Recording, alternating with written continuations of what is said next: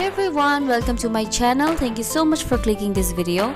I'm back with another episode of DIY. In this video, I'm transforming my old bag into a glamorous clutch using some old CDs.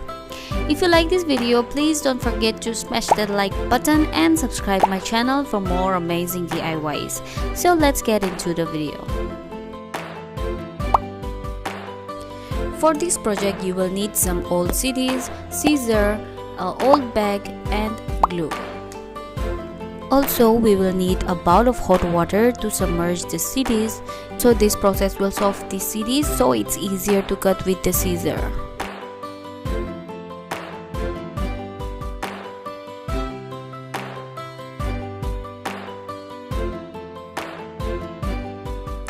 After done cutting the CDs, let us prepare the bag. Take a damp cloth and clean the surface of the bag. Make sure you don't leave any dust on the bag.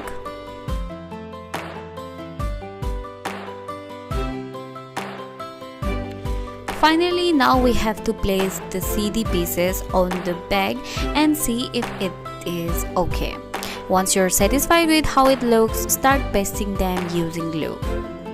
After done pasting them, let it set for some time and we are finished with the project.